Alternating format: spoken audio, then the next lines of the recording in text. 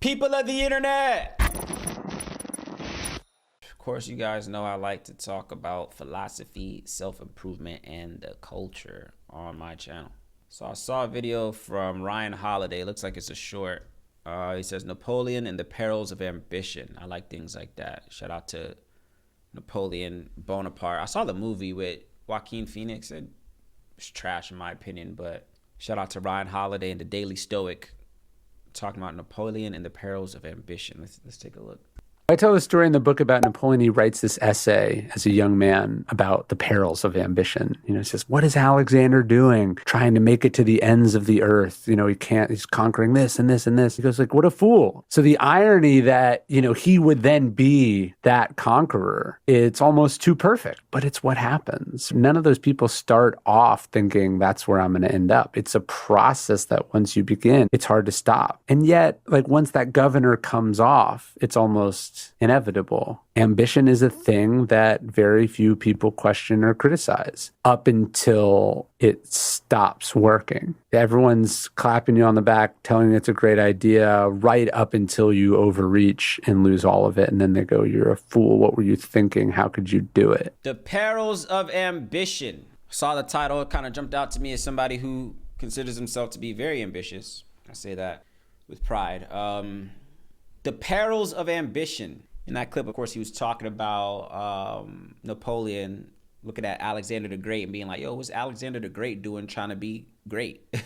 What's he doing? Why do it? In terms of the pursuit of ambition. So it's like when people take notice, oh, he's onto something, you're pursuing something, she's starting that business, she's going to school, she's, whatever your ambition is. Everybody, or maybe no people at all, will support you. Maybe strangers will support you. Maybe family members, friends, this, that, and the other. And then when you actually reach whatever that goal is, or let's say you don't reach it. Let's say you reach it first, then it's, the tone changes a little bit.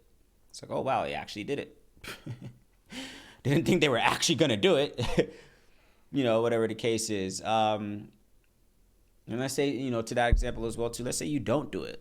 Let's say you set out to embark on something and you fail miserably. And then people start looking at, oh, you see, ha, ha, ha. There's this one saying I see a lot where it says, when a hero stumbles, the cowards rejoice. Right? When a hero stumbles, the cowards rejoice. So I think about that clip. That clip, of course, shout out to Ryan Holiday, which made me want to think of hearing that clip and then just thinking about my own personal journey. Anybody out there that may be watching as well too. What's your why? Are you doing it for the external gratification? Are you doing it for the claps and the cheers and the external validation from whether it's your peers, your family, strangers on the internet? What's your why? Why have you embarked on the journey that you've embarked on? Why do you want to start that business? Why do you want to go to school? Why do you want to do anything? What is your why? Is it fame? Is it riches? I said in another video not too long ago, I spoke on something where I was just saying that fulfillment, of course, is a lot of the reason why people do the things that they do. They want to have a sense of fulfillment, right? And I also said that fulfillment is self-defined. So what would be considered fulfilling to me might not be fulfilling to the next man, right? And I think everybody's entitled to that. I think each of us as individuals in this world, we're all entitled to what we define as fulfillment, self-fulfillment. But I like hearing the stories of other men, right? Of other successful beings, of other, people just in our history, whether past or present. And just hearing the trials and tribulations they had to go through just to reach the heights that they reached. The internal battles, the mental battles one has to go through to reach their, peak or their threshold of success or whatever it is that they're chasing. That's why that title kind of jumped out to me. Talking about Napoleon Bonaparte, right? You see him here, Napoleon Bonaparte and the Perils of Ambition. There's some who believe that ambition is bad. I used to hear that. I forgot what theory or train of thought that was, where people think that ambition is a bad thing. We should all be content. We should all be complacent with, not necessarily complacent, but I think misguided ambition, I think there is what they were maybe saying is that to be too ambitious or overly ambitious is a bad thing. It could end up being a flaw. And I have to disagree. I don't think there's anything wrong with ambition. Of course, if it's guided, right? Ambition with pure intentions. I think ambition could be a beautiful thing because it forces you to learn about yourself, right? Embarking on any type of journey, whether it be physical journey of fitness, whether it be an educational journey to get that degree, go to school, whatever the case is, a career journey, it's admirable to me because I know the work that it takes to almost just mentally overcome, the negative self-talk and the imposter syndrome and the things of that nature. Like, I think there's a beauty, there's an art to people going after things that only they can see in their mind, right? So that's why, like I said, again, I like hearing the stories of other people, past or present, who took the road less traveled. It's admirable to take the road less traveled, man. And a lot of the times I say this as well too. You never know who you're inspiring, man. You never know who's on the low. Maybe they don't gotta say it. They don't gotta, verbally say anything. But there's a lot of people that maybe on the low are appreciative and maybe low key kind of admire the things that you are setting out to do. Again, whether that is starting a family, going to school, starting that career. But again, I feel like everybody's why is different. I feel like you might want to reevaluate your why if your why is to appease strangers on the internet and, go after things just to, if it's money. Some people set out on journeys just to acquire millionaire status, money, fame, whatever the case is. I would say those are all vain pursuits, but that's just my personal take, right? I feel like everybody, again, is entitled to their own sense of fulfillment and their own life journey. But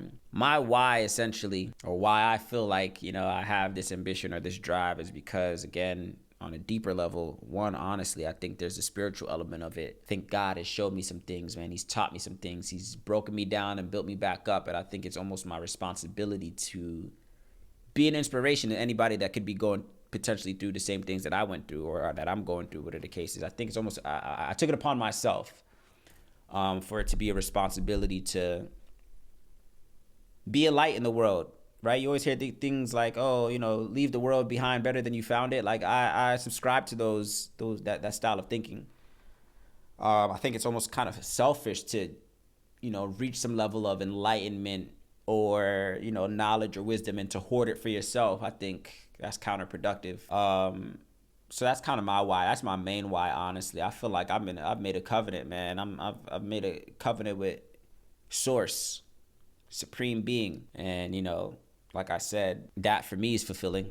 I would define that as fulfillment. But again, it's gonna look a lot different for a lot of different people. But I think if anything, if there's one common denominator across all people who I've seen obtain any level of success, or at least tried to obtain any level of success, who embarked on a journey that's uncommon to the average man, determination, I think, drive are definitely characteristics that kind of separate people who are actually going to embark on something and going to do something, and people who will be the spectators and the admirers and the things of that nature, people on the sidelines and people that are afraid of whatever the case is, man. So if anything, I feel like we can all serve as inspiration to somebody out there.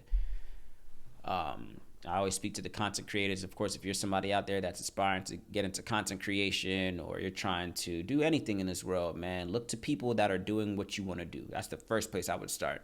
There's how many billion people on this planet, man, and we got the internet, the advent of the internet. Try to find the people that are doing the things you are trying to do as well too. Either they're doing it successfully and have already established themselves in doing what you're trying to do, or they're maybe starting out, or whatever the case is. Look to people that are doing the things you are trying to do as well. And that's going to be, if anything, in those moments where you can't, muster up any type of self-motivation, that, if anything, could maybe serve as motivation for you as well too. To be able to see somebody like, yeah, man, that's what I would want to do one day. I'm not saying blatantly just copy people, but there's certain characteristics that I admire in people that are in this realm as well too, this online social commentator, blah, blah, blah realm that I admire, who I study, and that kind of gives me that fuel as well too. I like seeing other people working as well too. When somebody else is working, when I see somebody else streaming or somebody else on YouTube consistently, it inspires me, man. Like, damn, all right, cool, that boy's working, that man's working.